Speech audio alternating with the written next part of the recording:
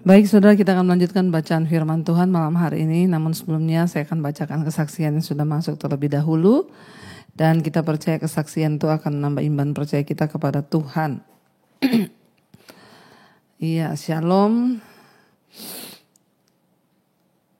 Ibu Debbie, perkenalkan, nama saya Tri Haryono. Saya jemaat Mesbah Doa dan juga Mesbah Syukur sejak pertengahan 2023. Saya mau bersaksi Ibu, saya ini seorang pedagang di sebuah pasar di Solo dan saya terlilit hutang. Dari tahun 2020 sampai 2021 dengan supplier saya.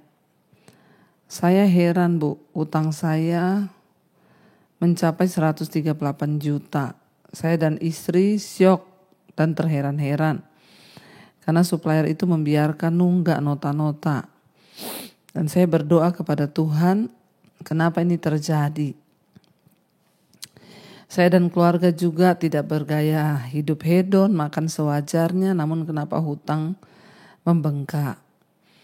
Saya juga menyalahkan diri saya sendiri, ya apa karena saya ini ya begini dan begitu saya merasa putus asa, atau karena saya lahir tanggal 13, wah ya, tidak ada tanggal baik, nggak ada tanggal buruk. Semua tanggal itu baik di mata Tuhan. Nggak ada hari baik, nggak ada hari buruk. Ya, semua hari baik di mata Tuhan. Dan ya jangan pernah menyalahkan apapun karena satu yang terjadi. Tapi mari kita introspeksi diri itu lebih baik ya. Di mana kekeliruan saya daripada bertanya kenapa Tuhan, mungkin karena saya lahir tanggal 13, mungkin karena saya gini. Sebagai anak Tuhan kita harus percaya bahwa semua hari baik, semua tanggal baik. Gak ada tanggal yang jelek, gak ada hari yang jelek. Semua tergantung pada iman kita dan hidup kita kepada Tuhan. Ya karena itu kita harus sungguh-sungguh percaya, berserah kepada Tuhan. Alkitab berkata bahwa hari ini harinya Tuhan ya. Jadi bukan karena Bapak lahir tanggal 13. Saya sempat berputus asa bagaimana cara membayarnya. Saya dan istri akhirnya berencana menyerahkan kios yang ada di dalam pasar itu untuk bayar hutang. Itu yang ada di pikiran kami. Saya akhirnya ngomong ke supplier itu, singkat cerita dia tidak mau. Saya juga bingung dan saya berdoa kepada Tuhan ya untuk Tuhan campur tangan agar kios saya itu ada yang beli. Selama saya mengikuti ibadah Mesbah Doa, Ibu juga sering memberikan kekuatan lewat kata-kata iman. Bagi Tuhan tidak ada yang mustahil. Dan saya lupa pas saat penutup Mesbah Doa, Ibu selalu berdoa juga untuk semua yang punya masalah keuangan, yang mau menjual aset agar Tuhan bukakan jalan. Puji Tuhan ada pembeli walaupun tidak sesuai ekspektasi dari harga yang dijual. Namun kenyataannya kios itu laku. Dan itu merupakan suatu mujizat Bu bagi kami. Saya terus berdoa agar Tuhan kalau sampai laku kios itu saya akan bersaksi di Mesbah Doa. Amin. Dan puji Tuhan sekitar 2 minggu ada yang membeli kios itu. Walaupun harganya di bawah ekspektasi namun ya puji Tuhan ya. Padahal saya belum mengiklankan ya ruko itu dijual tapi tiba-tiba ada orang yang dikirim Tuhan. Ya puji Tuhan, haleluya. Dan orang itu tanya lewat WA, ya saya juga tidak tahu siapa yang beritahu bahwa ya dia tanya lewat WA bertanya apakah ya ruko itu dijual. Ya walaupun harganya ditawar, namun saya berkata Tuhan itu dahsyat dan dia memberikan apa yang kita perlu. Singkat cerita, hasil dari penjualan kios itu saya bayarkan untuk melunasi hutang kami ya dan sisanya puji Tuhan bisa dicicil. Saya percaya ya Tuhan turut bekerja, Tuhan ajaib, Tuhan menolong tepat pada waktunya. Haleluya. Dan sekian kesaksian saya Bu, Tuhan memberkati, amin. Ya tidak ada perkara yang mustahil bagi Tuhan walaupun ya seringkali memang ya lewat pergumulan. Setiap kali berdoa saya terus berdoa untuk yang ingin menjual aset, yang terlilit masalah hutang piutang agar dapat boleh terselesaikan. Malam ini kita mendengarkan kesaksian ya dan biarlah semua saudara yang punya persoalan dengan masalah keuangan dan lain sebagainya, tetaplah berharap kepada Tuhan ya. Sebab Tuhan tidak pernah terlambat. Baik saudara, kita akan lanjutkan pembacaan firman Tuhan. Kemarin sudah 1 Tawarik pasal 16, bagaimana akhirnya Daud membawa tabut Allah itu, dan ketika tabut Allah itu datang, Daud menyanyikan puji-pujian di hadapan Tuhan. Ya, bahkan Daud menunjuk orang-orang untuk bertugas sebagai pemimpin pujian, bahkan yang menyanyikan mazmur di tabut Allah itu. Dan kita lanjutkan sekarang 1 Tawarik 16 ayat 37. Orang-orang yang ditunjuk untuk beberapa tugas ibadah. Ya, lalu Daud meninggalkan di sana di hadapan tabut perjanjian itu Asaf dan saudara-saudara sepuaknya untuk tetap melayani di hadapan tabut itu seperti yang patut dilakukan setiap hari. Juga Obed-Edom dan saudara-saudara sepuaknya 68 orang itu. Ya, Obed-Edom bin Yedutun dan Hosa adalah penunggu-penunggu pintu gerbang. Tetapi Sadok imam itu dan saudara-saudara sepuaknya, para imam ditinggalkannya di hadapan kemah suci Tuhan di bukit pengorbanan yang di Gibeon, supaya pagi dan petang tetap dipersembahkan korban bakaran kepada Tuhan di atas mezbah korban bakaran, dan supaya dikerjakan segala yang tertulis dalam kitab Taurat yang diperintahkannya kepada orang Israel. Ya.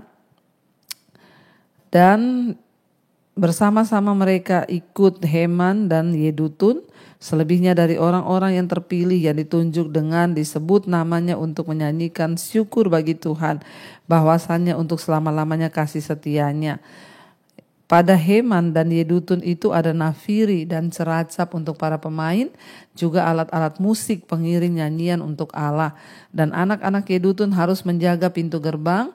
Sesudah itu pergilah seluruh bangsa itu masing-masing ke rumahnya, dan Daud pulang untuk memberi salam kepada seisi rumahnya.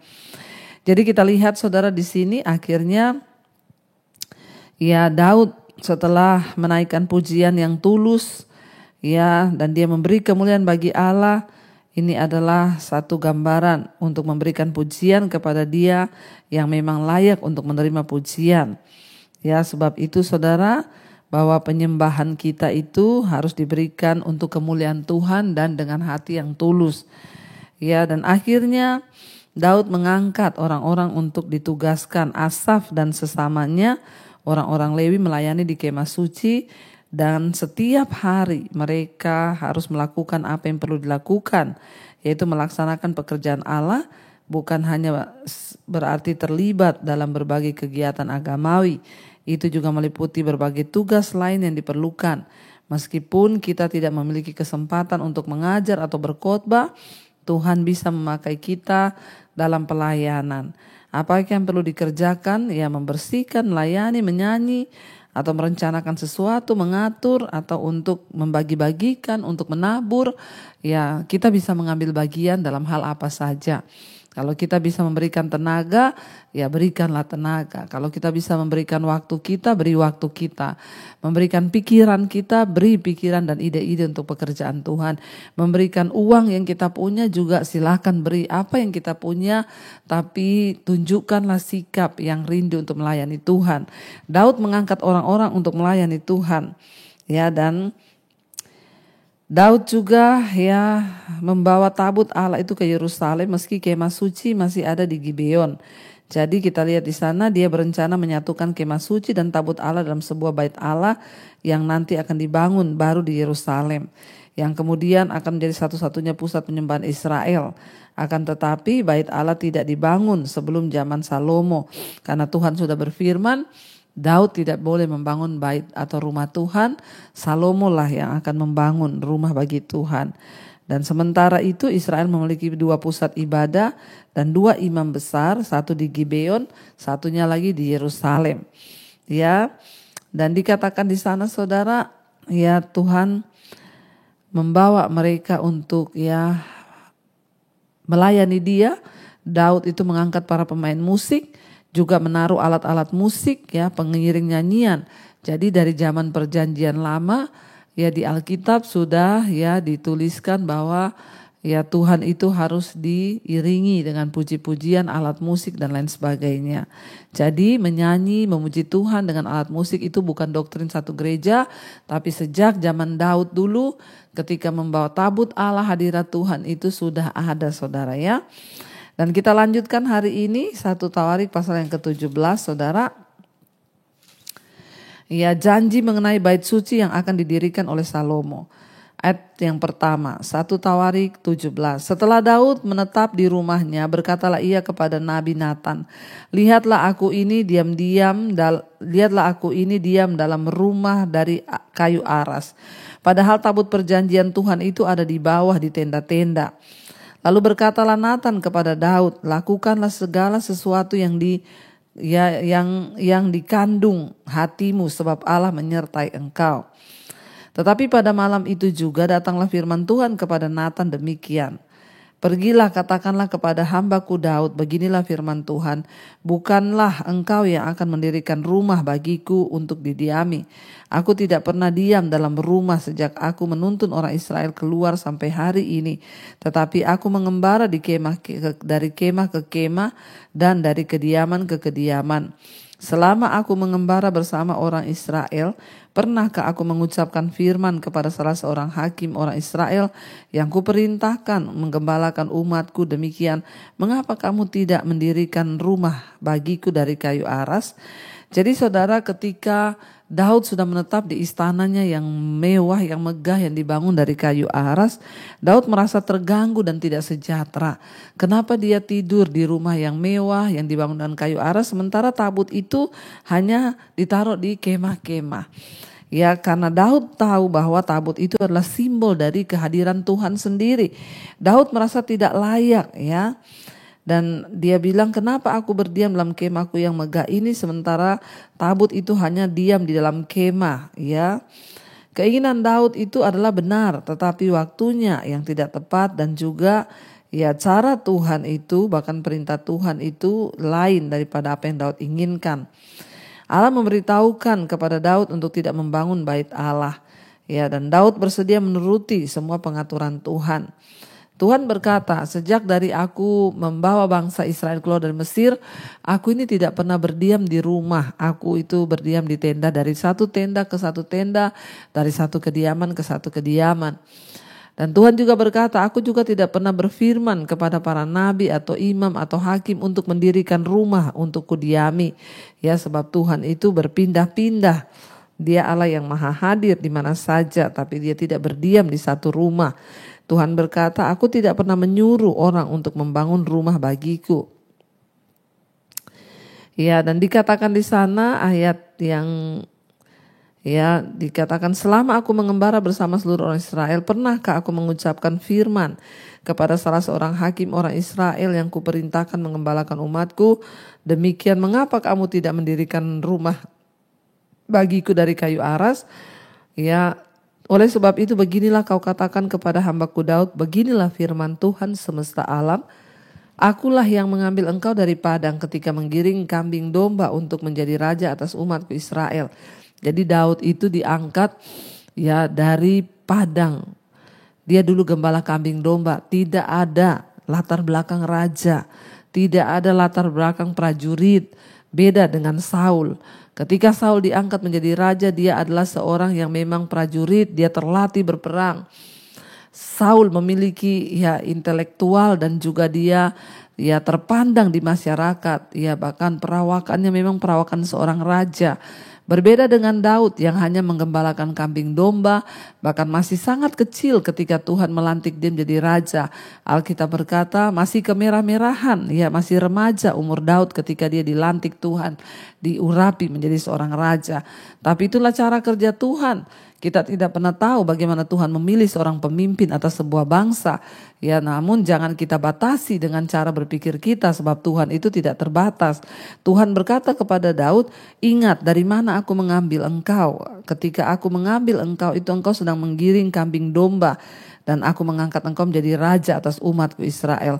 Jadi apa yang tidak mungkin bagi manusia, mungkin bagi Tuhan. Jangan pernah batasi Tuhan dengan pikiran dan logika kita. Ayat 8, aku telah menyertai engkau di segala tempat yang kau jalani dan telah melenyapkan segala musuhmu dari depanmu. Aku akan membuat namamu seperti nama orang-orang besar yang ada di bumi. Aku akan menentukan tempat bagi umatku Israel dan akan menanamkannya sehingga ia dapat diam di tempatnya sendiri dengan tidak lagi dikejutkan dan tidak pula ditekan oleh orang-orang lalim seperti dahulu. Ayat 10, sejak aku mengangkat hakim-hakim atas umatku Israel, aku akan menundukkan segala musuhmu. Juga aku beritahukan kepadamu, Tuhan akan membangun suatu keturunan bagimu.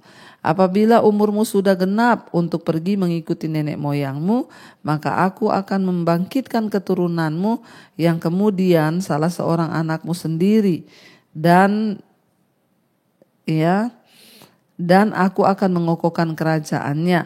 Dialah yang akan mendirikan rumah bagiku dan aku akan mengokohkan tahtanya untuk selama-lamanya. Aku akan menjadi bapanya dan ia akan menjadi anakku. Tetapi kasih setiaku tidak akan kuhilangkan daripadanya seperti yang kuhilangkan daripada orang yang mendahului engkau, yaitu Saul. Saul tidak lagi diingat Tuhan. Dia menjadi pemimpin yang jahat, tidak tunduk kepada Tuhan. Dan akhirnya Tuhan berkata, Allah itu ingin seorang pejuang yang akan membangun bait-Nya.